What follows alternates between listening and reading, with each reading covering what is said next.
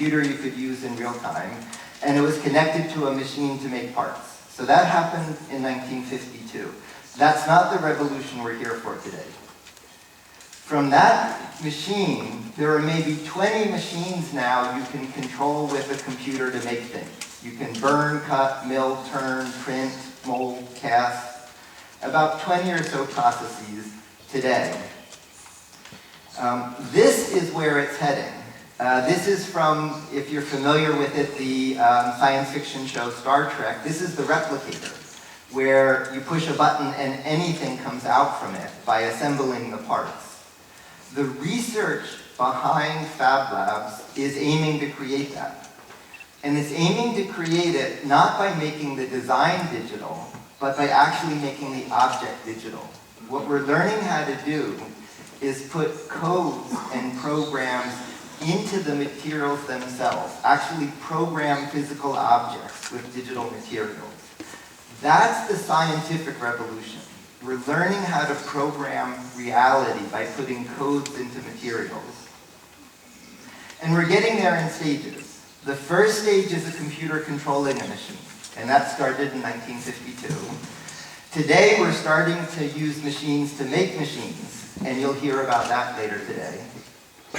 Then we're starting to put codes into materials, and then finally programs into materials. And the end result is digital fabrication, programming nature. So that's the research. Now let's look at it in history. There were mainframe computers for big companies. Then there were mini computers. Then hobbyist computers. Then personal computers. That's the history we're now creating. There's the big machines like MIT made in 1952. There's the Fab Labs you'll hear about today. There's the machines that make machines. And then eventually there's the personal fabricator, the replicator. We're recreating the history of the digital revolution in communication and computation, but we're now making that revolution in fabrication. And those line up very closely. And that alignment has a very important lesson. This is one of my favorite pictures. This is the birth of the internet. The internet was invented on mini computers. Mini computers, like the digital PDP, cost about $100,000, which was a lot for one person, but it was smaller than a whole corporation. It means a group of people could have one of them. And they were hard to use. It wasn't one machine. It was many different machines you had to connect. But with it, you could invent modern technology. And so on mini computers, video games, word processing, email, all of that was invented. And this is what the people who did it looked like. These were the people who actually invented the internet. What you're looking at is the first internet processing host, the first site connected to the internet. So that's what the machine looked like, and that's what the people look like. So now, today, this is what they look like. The Fab Labs that today's meeting are about the cost and complexity of a mini computer. So the technology is evolving.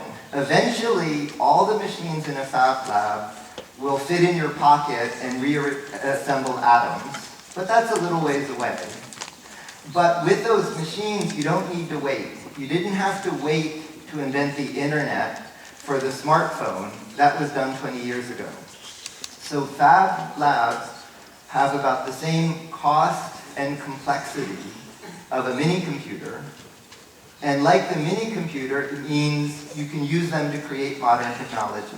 And so these are what the Fab Labs look like. Now, the way this started is the National Science Foundation in the US asked us to do an outreach project. On campus, we had all of the research machines, and in 20 years we'll make the assembler. And the idea was to, instead of telling people about the machines, let them use one. And so we set up just one lab. And in that lab, we put a range of machines, big and small, to add and remove material and program materials and make circuits. These are examples of things you can make with all of those machines. You can really create modern technology with all of that stuff. And you'll hear about many of these processes today. And our grand project was we made one of these.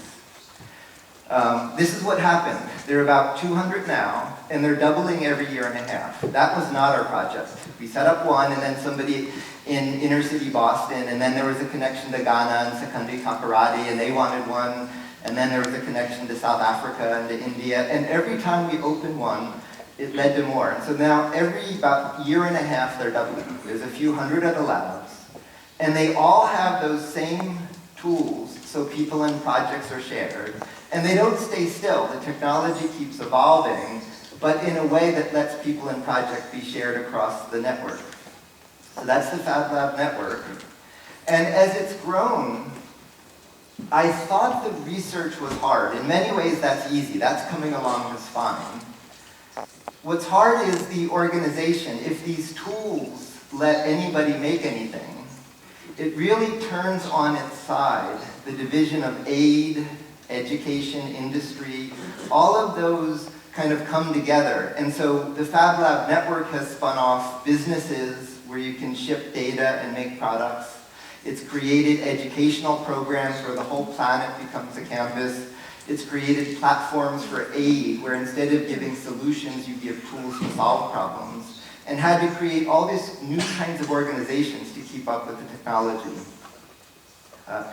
It's had a very interesting interplay with how government functions. This is legislation we'll discuss later today in the US to take the Fab Labs and make a new national lab out of connecting local labs, viewing these as part of the infrastructure of a country. And so what this means is the science exactly lines up. You understand digital computing, you understand digital communication, now digital fabrication is coming. The sciences lines up, and the revolutions line up. Mainframes, mini computers, hobbyist computers, PCs. Now we're living through machine tools for fabrication, fab labs, leading to personal fabricators.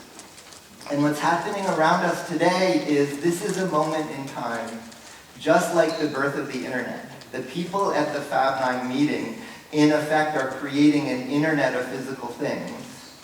And they're asking and answering the question, if anybody can make anything, anywhere, how do you live, work, and play?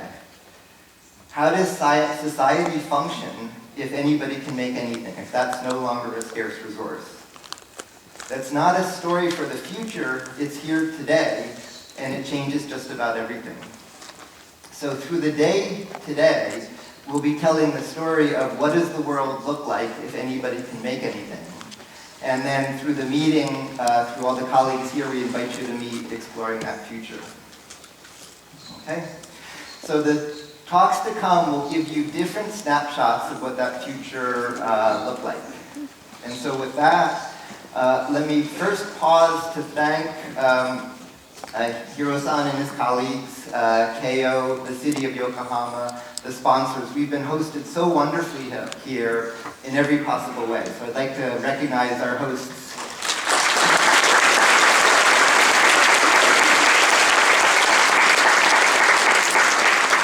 And thank you for bringing the world to Yokohama. And now I'm going to hand off. I'm going to be followed by Abu and Choi, who are going to give you a tour of what these Fab Labs look like around the world. So thank you.